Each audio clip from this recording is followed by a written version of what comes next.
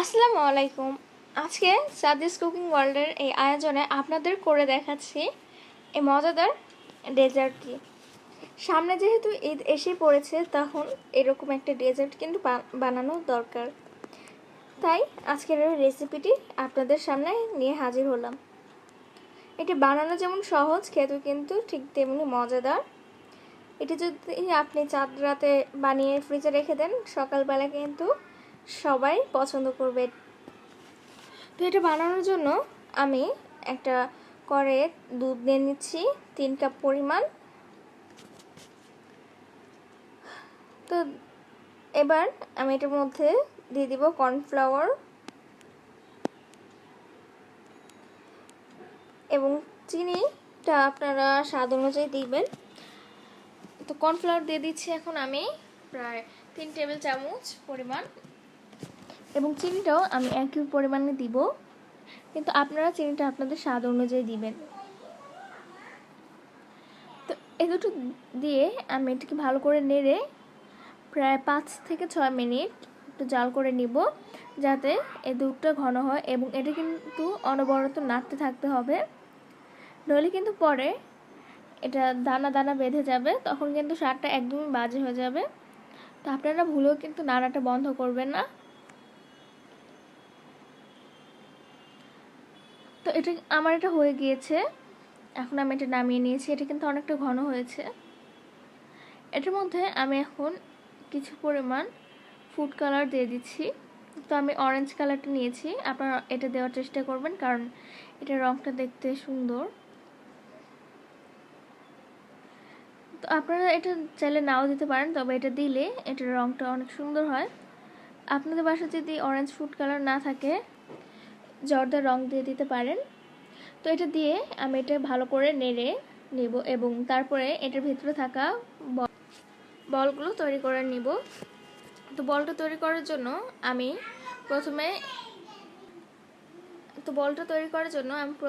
1 cup পরিমাণ চালের গুঁড়া নিয়ে এটাকে একটা ফ্রাই প্যানে একটু হালকা করে ভাজা দিয়ে দিচ্ছি। এটা কিন্তু খুব বেশি ভাজা যাবে না, যেন লাল না হয়ে যায়। একটু গরম করে তারপর আমি এটা নামিয়ে নিব। তো এটা গরম হয়ে গেলে আমি এটা আর একটা ফ্রাই প্যানে দুধ নিয়ে নিব 1 কাপ পরিমাণ। তো দুধটা দেওয়া হয়ে গেলে আমি এখানে চিনি ও ঘি দিয়ে দিব।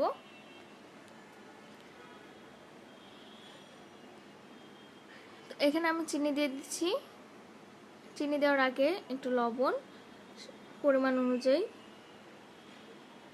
এবং চিনি দিয়ে দিচ্ছি 3 টেবিল চামচ। চিনিটা কিন্তু আপনারা আপনাদের স্বাদ অনুযায়ী দিবেন, চিনি এবং লবণ দুটোই।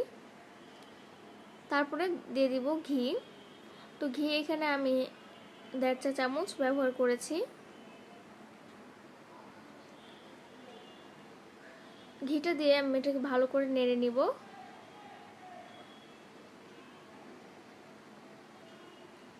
তারপর এটা নাড়া হয়ে গেলে আমি এটা নামিয়ে ফেলবো এবং ছোট বলগুলো তৈরি করে নিব। তো এটার মধ্যে এখন আমি ভেজে রাখা চালের গুঁড়াটা দিয়ে দিচ্ছি, যেটা কিছুক্ষণ আগে আমরা ভেজে রেখেছিলাম। এটা দিয়ে ভালো করে নেড়ে একটু সিদ্ধ করে নিতে হবে।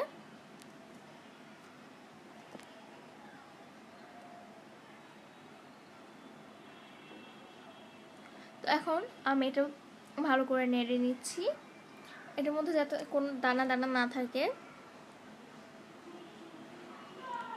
এটা নাড়া হয়ে গেলে তারপর আমি এটা নামিয়ে ঠান্ডা করে নিব।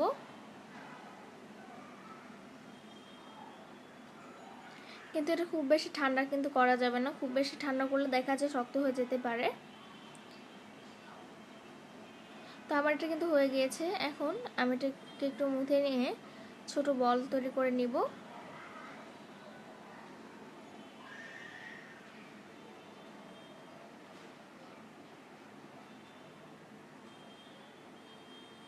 তো আমি অল্প পরিমাণ নিয়েছি, অল্প পরিমাণ নিয়ে এটাকে হাতের তালুতে ভালো করে গোল করে নিব। তো গোল করা হয়ে গেলে তারপর আমি এটা একটা প্লেটে রেখে দিব। তো দেখুন আমার এগুলো কিন্তু হয়ে গিয়েছে। এখন আমি এগুলো হালকা করে একটু সেদ্ধ করে নেব।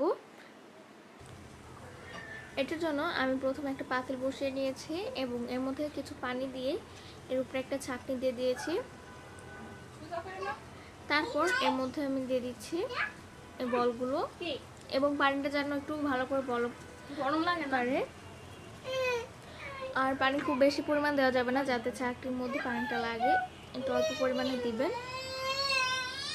দেখছো তো বলগুলো দেওয়া হয়ে গেলে আমি একটা ঢাকনা দিয়ে ঢেকে রাখবো এবং এগুলো প্রায় 6 থেকে 7 মিনিট ঢাকনা দিয়ে ঢেকে রাখবো।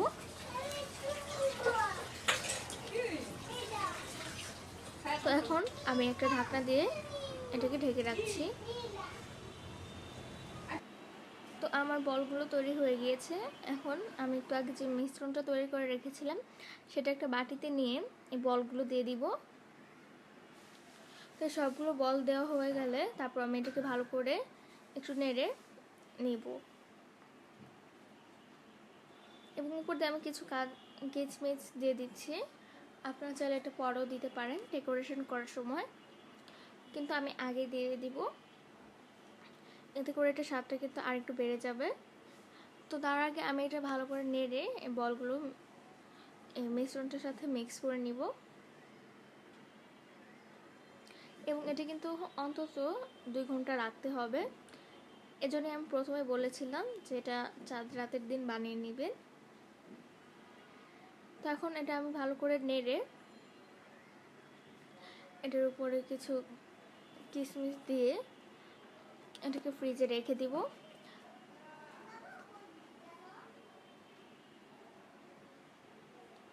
তো কিশমিশটা আমি মিক্স করে তারপর ফ্রিজে রেখে দিব। তো আপনারা এটা যতক্ষণ বেশি রাখতে পারবেন তত এটার ভিতরে রসটা ঢুকবে এবং এটা খেতে আরও বেশি মজাদার হবে। তো আমার এটা কিন্তু হয়ে গিয়েছে। আমি এটা গতকাল রাত্রে বানিয়ে ফ্রিজে রেখেছিলাম। তো দেখুন এটা কিন্তু দেখতে যেমন সুন্দর হয়েছে, এটা কিন্তু খেতেও সেরকমই মজাদার হয়েছে। আপনারা অবশ্যই ঘরে একবার বানাবেন এবং বানিয়ে কেমন হলো সেটা জানাতে কিন্তু ভুলবেন না। আপনারা সকলে ভালো থাকবেন, এবং আমার এই ভিডিওটি যদি ভালো লাগে অবশ্যই লাইক, শেয়ার ও কমেন্ট করবেন, এবং সাথে সাবস্ক্রাইব করবেন, এবং সাথে থাকা বেল আইকনটিও ক্লিক করে দিবেন। আপনারা সবাই ভালো থাকবেন, সুস্থ থাকবেন। আল্লাহ হাফেজ।